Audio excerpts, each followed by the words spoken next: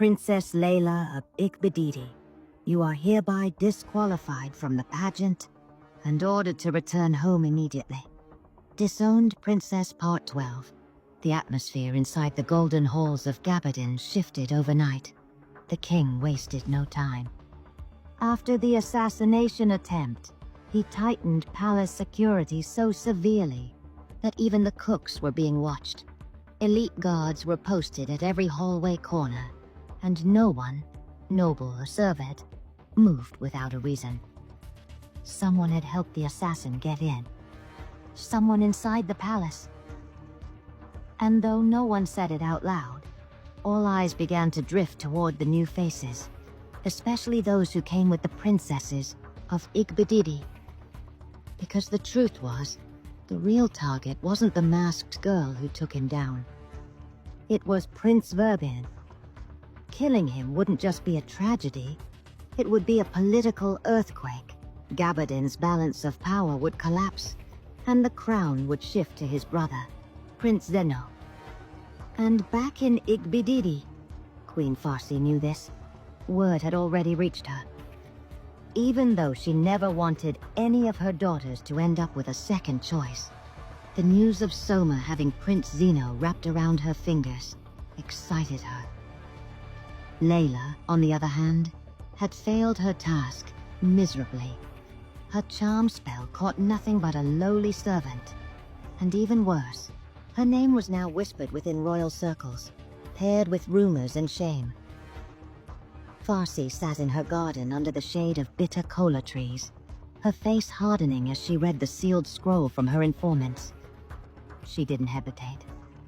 She summoned her oldest connections, calling in favors as old as her wickedness. She sent out coded letters in ink only a few still knew how to read.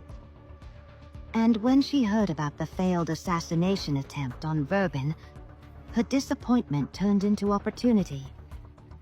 If Prince Verbin were to die, Zeno would become crown prince. Soma's path to queenship would be sealed. And Layla could be salvaged. A second operation was needed to eliminate the charmed servant and clear her daughter's name. "I'll help you," Farsi said over a quiet fire to the man who came to her bearing news. "But make it clean. And if the masked girl gets in the way again, remove her." Later that week, deep inside the palace of Gabardin, Kiara stood silently in her room when the scent of cedarwood touched the air. Before she could reach for her blade, a shadow moved from behind her curtain. "Tajiri," she whispered. His hand closed over her mouth, not out of harm, but caution. "You shouldn't be here," he growled softly. She pushed him away, fury flashing in her eyes. "You followed me all the way to Gabardin just to scold me." "I followed you because you're being reckless," he snapped. "This kingdom isn't safe. That assassin wasn't the end of it." She folded her arms. "Then tell me everything." His eyes hesitated. Then he reached into his robes and pulled out a worn letter. The seal on it was unmistakable. It was a golden serpent coiled around a flame. Kiara's heart dropped. "Farsi's insignia. My father's..." Kiara corrected herself immediately.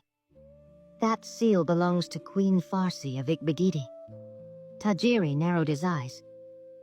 When a queen of a land gets involved in another kingdom's private matters, it's obvious she has... Wait, since you dey watch this video dey smart, you no go like subscribe. You go like subscribe so you go dey get more of these videos. Subscribe now. You fit even share and join.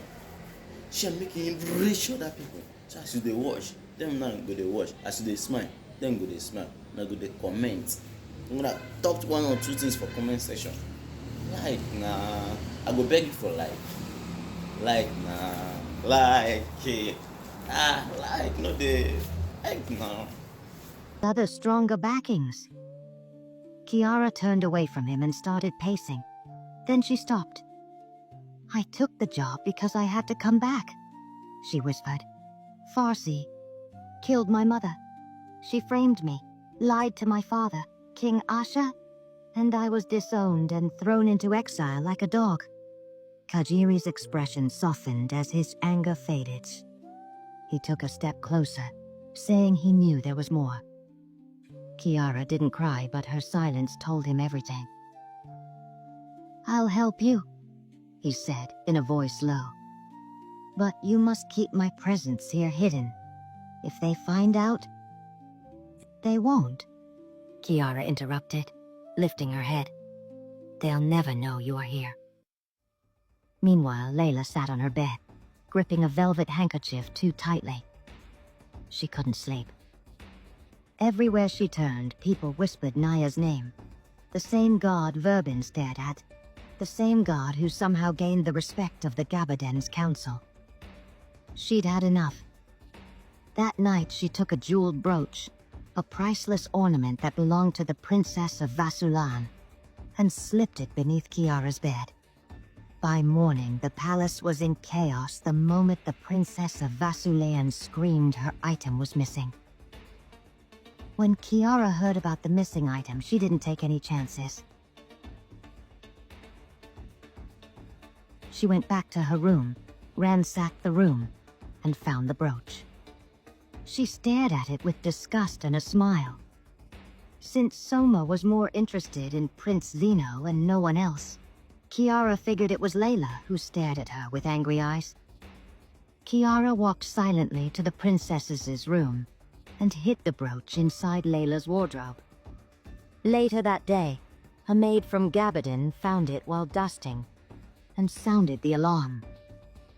"Princess Layla of Igbedidi," the king's advisor announced before the gathered crowd of nobles. "You are hereby disqualified from the pageant and ordered to return home immediately." Layla screamed, swore, and tried to defend herself. But the brooch had been found within her possessions, and the evidence could not be denied. No one defended her, not even her sister Soma. The next morning, she and some of her attendants were escorted to a gilded carriage and sent back to Igbedidi in disgrace. Kiara watched from her window as her heart pounded with increasing bitterness.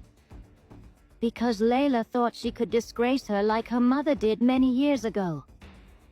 Because Farsi had reached across kingdoms to control everything.